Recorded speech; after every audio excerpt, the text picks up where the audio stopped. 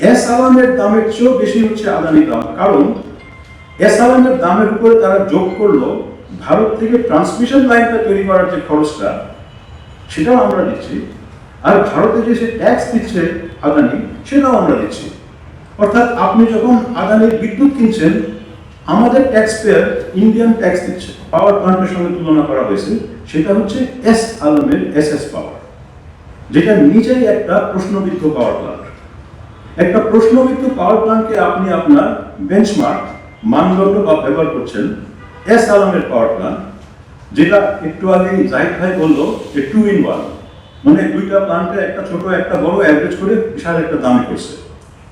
শুধু তাই না, এস আলমের দামের চেয়েও বেশি হচ্ছে আদানি দাম, কারণ এস আলমের দামের উপরে তারা যোগ করলো ভারত থেকে ট্রান্সমিশন লাইনটা তৈরি করার যে খরচটা সেটাও আমরা দিচ্ছি, আর ভারতে যে সে ট্যাক্স দিচ্ছে আদানি সেটাও আমরা দিচ্ছি।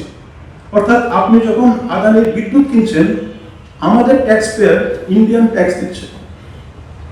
যদিও নামকা বাস্তে এটা বাংলাদেশের প্ল্যান, আমরা এটা সোল পারচেসার, এটা অ্যাজ ইফ এটা বাংলাদেশের মধ্যেই প্ল্যানটা।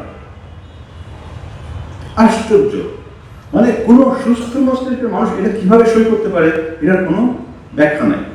আচ্ছা, এখন আমাদের হিসাব অনুযায়ী জাহিদ ভাই অলরেডি বলছে যে 40 থেকে 50% বেশি, তার মানে আমরা প্রতি বছর 400 থেকে 500 মিলিয়ন ডলার বেশি দিচ্ছি তাকে।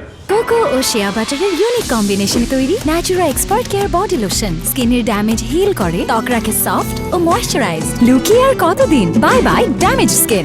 আমাদের মতন একটা গরিব দেশ, এবং বর্তমানে আপনারা জানেন যে পিডিবির বকেয়া হচ্ছে আদানির সঙ্গে 500 মিলিয়ন ডলার, হ্যাঁ, এবং এই বকেয়া নিয়ে আদানি আমাদেরকে আরবিট্রেশনে নিয়ে যাচ্ছে, কারণ সে এই বকেয়া চায় এবং আদানি আমাদেরকে এই চাপ দিচ্ছে এখানে নিয়ে যাওয়ার জন্য।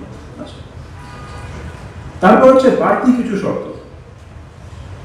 বাড়তি হচ্ছে ভারতের অভ্যন্তরীণ যে কোনো রাজনৈতিক রিস্ক যদি হয় সেটার দায়টা বহন করবে আমার সরকার, আপনার সরকার। ধরেন কেউ আদানির প্ল্যান্টে আগুন ধরায় দিল, একটা পলিটিক্যাল রিস্ক, তার পছন্দ হইতো না যে ভারত বাংলাদেশে কেন বিদ্যুৎ দিবে, সে আদানির প্ল্যান্টে আগুন ধরায় দিল ভারতের বিরুদ্ধে, সেটা দায় আমার, সেটার কস্ট আমার, আমি পলিটিক্যাল রিস্কের গ্যারান্টি দিচ্ছি তাকে, তার পলিটিক্যাল রিস্কে। তারপর হচ্ছে তাকে ডলারের সুদের হার হচ্ছে 1.25% মাসে, হ্যাঁ।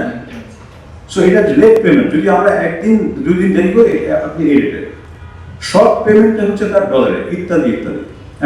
যে কোনো নিরপেক্ষ বিশেষজ্ঞ যে আদানির পিপিএ দেখেছে সবাই বলেছে যে এটা দুর্নীতি ছাড়া এরকম চুক্তির কোনো ব্যাখ্যা পাওয়া যায় না। কিন্তু যেহেতু একটা সভরেন চুক্তি, এটা আমরা ইচ্ছা মানে দেখছি যে এটা একটা খুব খারাপ চুক্তি, আপনি ক্যান্সেল করতে পারেন না যদি না আপনি দুর্নীতির প্রমাণ না পান।